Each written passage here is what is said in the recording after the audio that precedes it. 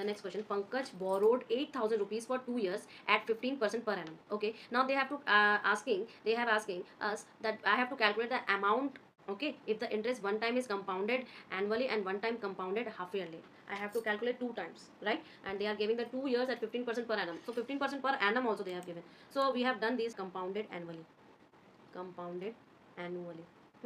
So when they are asking compounded annually, what I will do, I know the CI formula, right? A is equal to P into 1 plus R by 100 by T.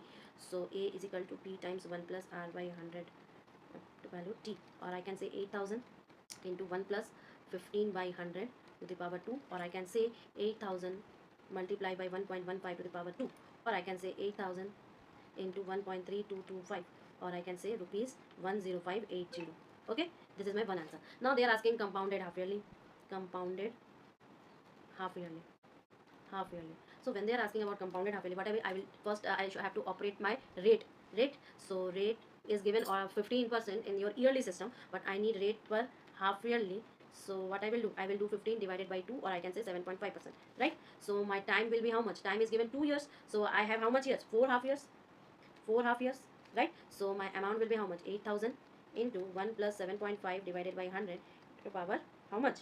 4, right? So it becomes 8,000 into 1.075 to the power 4. You got it, beta?